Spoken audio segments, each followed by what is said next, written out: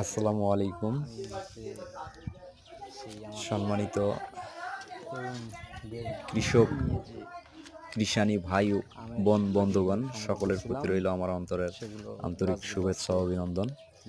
আপনারা এই মুহূর্তে আমার হাতে যে ভিডিওটি দেখতে পাচ্ছেন, উদ্দেশ্য হচ্ছে আমি স্প্রে করার আমরা জন্য আসছি। প্রতি সিজনেই যে আমের বীজগুলো পেয়ে থাকি, আমের আঁটি যেটাকে বলে, আমরা এগুলো সংরক্ষণ করেছি এবং প্রতিটি প্যাকেটে দিয়েছি এরকম স্প্রে করতেছি যেন পোকা না আসে।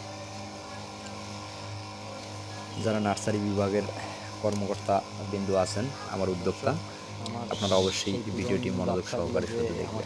আমের আটিগুলো দিয়ে সাহায্য করেছে। আপনারা সময়টি নির্ধারণ করে নেবেন তাতে তারা অনেক যে সময়ে আমরা আমের আটিগুলো সংগ্রহ করব এবং প্যাকেটে দেব। ভিডিওটি দেখতে পাচ্ছেন আপনি দিনাজপুর নবাবগঞ্জ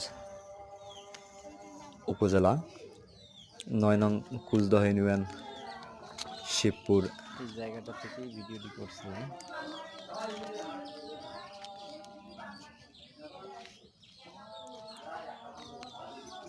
আপনারা যারা এই মুহূর্তে এই ভিডিওটি দেখতে পাচ্ছেন, আসলে জানি না আমার উদ্যোক্তা যারা আছে তাদের উদ্দেশ্যে শুধু বলতেছি, আপনারা সীমিত সময়ের জন্য যে 3টা স্প্রে করতে হয় আমি অবশ্যই এর আগের ভিডিওতে দিয়েছি। করবেন, ভালো থাকবেন।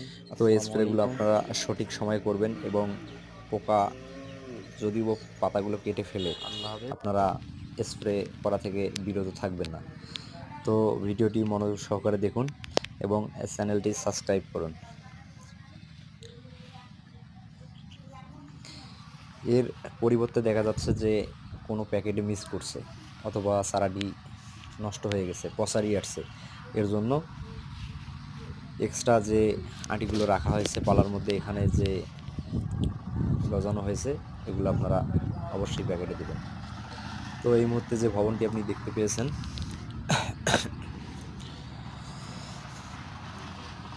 এটা হচ্ছে নবাবগঞ্জ উপজেলায় সরকারি টেকনিক্যাল স্কুল অ্যান্ড কলেজ।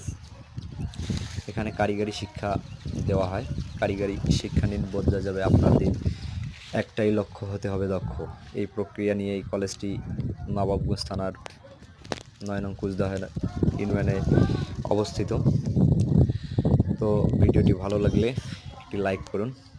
আমি আলামিন ইসলাম, দিনাজপুর নবাবগঞ্জ। কৃষি উপকারী আমাদের দায়িত্ব এবং কর্তব্য।